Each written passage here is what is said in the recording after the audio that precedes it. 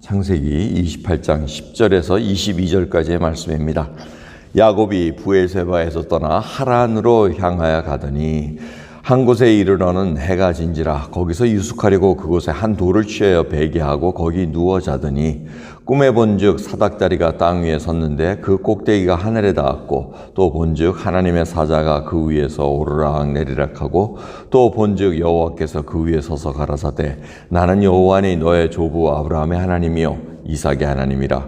너 누운 땅을 내가 너와 내 자손에게 주리니 내 자손이 땅에 티끌같이 되어서 동서남북에 편만할지며 땅의 모든 족속이 너와 내 자손을 인하여 복을 얻으리라. 내가 너와 함께 있어 내가 어디로 가든지 너를 지키며 너를 이끌어 이 땅으로 돌아오게 할지라. 내가 내게 허락한 것을 다 이루기까지 너를 떠나지 아니하리라 하신지라. 야곱이 잠이 깨어 가로되 여호와께서 과연 여기 계시거늘 내가 알지 못하였도다. 이에 두려워하여 가로되 두렵도다. 이곳이요 다른 것이 아니라 이는 하나님의 전이요 이는 하늘의 문이로다 하고 야곱이 아침에 일찍 일어나 베개하였던 돌을 가져 기둥으로 세우고 그 위에 기름을 붓고 그곳 이름을 베델이라 하였더라. 이 성의 본 이름은 루스더라. 야곱이 서원하여 가로되 하나님이 나와 함께 계시사 내가 가는 이 길에서 나를 지키시고 먹을 양식과 입을 옷을 주사 나로 평안히 아비 집으로 돌아가게 하시오면 여호와께서 나의 하나님이 되실 것이요 내가 기둥으로 세운 이 돌이 하나님의 전이 될 것이요 하나님께서 내게 주신 모든 것에서 10분의 1을 내가 반드시 하나님께 드리겠나이다 하였더라. 아멘. 야곱이 어머니 리브가의 그 땅 하란으로 갑니다. 아람 지역입니다. 그래서 28장 보면은 마지막 보면 이 하란을 밧닷 아람이라고 이렇게 기록하고 있습니다. 밧닷 아람으로 야곱이 가고 있는데 밧닷 아람과 하란은 사실은 같은 지역입니다. 밧닷 아람이라는 것은 아람의 평지를 얘기하고 하란은 도시를 얘기합니다. 그러니까 거의 같은 지역을 얘기하는데 지금 브엘세바에서 하란까지 가는 길이 거의 500마일이 넘습니다. 500마일이 넘으니까 뭐 거의 한 달 넘게 가는 거니까 리브가도 그렇게 해서 이삭을 만나러 온 그 과정이었다는 것을 볼 수가 있습니다. 그 먼 길입니다. 그리고 뭐 같이 의지할 것도 없고 혼자 가는데 지금 어디 길에서 유숙하게 됩니다. 길바닥에서 자게 됩니다. 자, 그러면 야곱의 마음은 어떻겠습니까? 아이고, 이게 뭐 장자권도 어떻게 갖고 축복도 다 받았는데 받은 결과가 뭐냐 이거죠. 받은 결과가 저 먼 길을 지금 외삼촌 집으로 가야 되는데 가보지도 못한 길, 도덕의 위험, 짐승의 위험, 여러 가지 위험이 있는 것에 지금 노숙하게 생겼습니다. 자, 그런 상황 속에서 얼마나 답답하고 이게 의심도 들고 도대체 하나님의 복을 받는다는 것이 무엇인가 의심이 들 때도 있을 겁니다. 자, 그런 상황 속에서 하나님께서 돌백을 베고 자는 야곱에게 꿈으로 나타나십니다. 사닥다리가 나타났다고 얘기합니다. 그리고 거기에 천사가 오르락 내리락 하고 있다고 얘기합니다.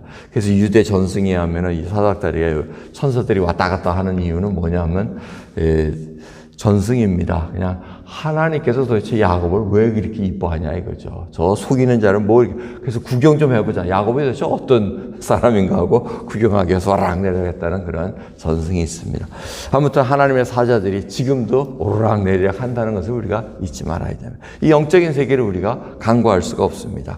자, 그런 과정에 하나님께서 그 위에서 하늘에서 말씀하십니다. 약속을 하십니다. 너 분명히 자식이 이제 땅을 줄 것이다. 땅이 네 땅이고 그 다음에 자식이 많아질 것이다. 그리고 그 자식을 통해서 모든 민족이 복을 받을 것이다. 이렇게 얘기합니다. 자, 이게 와닿겠습니까? 당장 필요한 게 뭡니까? 야, 저기 지금 따뜻한 밥 있다.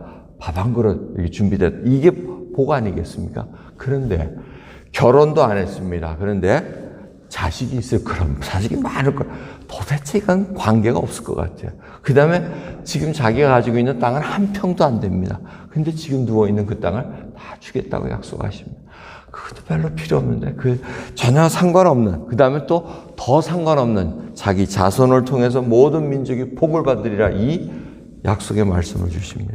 그래서 뜬구름입니다. 아마 여러분 지금 오늘 이 야곱이 주신 말씀으로 주시면 가장 와닿는 게 뭔지는 여러분들이 아실 거고 가장 와닿지 않는 것은 내 자손을 인해서 다른 민족이 복을 받는다는 거 이거 뭐 전혀 관심 없을 것 같습니다.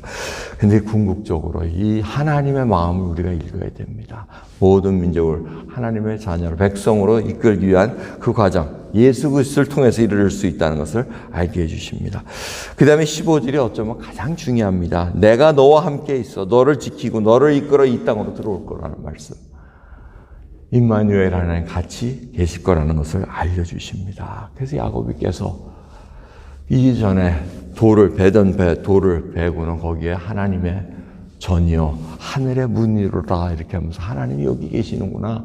그리고는 이제 자기가 서원을 합니다. 서원을 해서 돌아오게 해주신다면 먹을 양식 굶게 하지 마시고, 그게 중요하다는 거예요. 굶게 하지 마시고 나에게 입을 옷을 줘서 정말 이 옷을 입고 이제 여기 다시 오게 되면 하나님 아버지 집으로 다시 오게 하시면 내가 정말 물질의 10분의 1도 바치겠나이다. 이것이 자기로서는 할 수 있는 최선의 믿음이었다는 것입니다.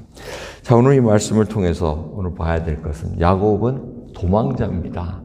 형이 무서워서 죽일까 봐 도망가는 도망자의 신세에서 하나님께서 먼 약속, 자기가 왜 가는지 이미 알고 계시죠. 너 결혼하려고 하는 거 아니야? 결혼하면 자식을 줄 것이고, 그 다음에 여기에 돌아와서 이 땅을 허락할 것이고, 그리고 그 자손들을 통해서 모든 민족이 복을 받으리라는 그 미래에 대한 약속의 말씀을 하고 계시다는 겁니다.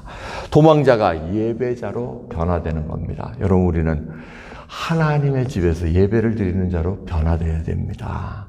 비록 우리가 세상에서는 도망할지라도 이제는 하나님을 만남으로 말미암아 영원한 생명을 가진 자로서 미래를 약속받은 자로서 살아가야 된다는 것입니다. 오늘 이 시간 야곱은 베델이라고 부릅니다. 바이트엘 해가지고 하나님의 집이라는 뜻입니다. 여러분, 어디든지 하나님은 충만하다고 말씀하고 계십니다. 우리가 마음이 열려있지 않고 하나님을 보겠다는 갈망함이 없으니 볼 수가 없습니다. 오늘 하루를 정말 하나님을 뵈고 주님께서 내가 너와 함께 하리라는 그 약속의 말씀, 주님과 함께 동행하면서 정말 오늘 예수 그리스도께 영광 돌릴 수 있는 귀한 하루 되기를 소원합니다. 기도하겠습니다. 하나님 감사합니다. 정말 주님이 예비하신 복은 우리가 지금 생각하는 복과 다를 수가 있습니다. 근데 우리는 아직도 내가 생각하는 복을 받기를 소원하는 자들입니다. 우둔한 마음, 미련한 하나하나의 그 생각들을 주님 다 내려놓게 해주시고, 이제는 우리의 반석이신 예수 그리스도를 통해서 이루고자 하는 그 하나님의 나라와 의를 먼저 구함으로 말미암아 통치권 속에 저희들이 들어가는 백성으로 인도해 주시옵소서. 오늘도 우둔한 마음을 지혜롭게 해 주시옵소서. 교만한 마음, 정말 주님 앞에 겸손한 자로 꿇어 엎드릴 수 있는 하나님의 백성으로 인도해 주옵소서. 감사드림을 예수 그리스도의 이름으로 기도드리옵나이다. 아멘.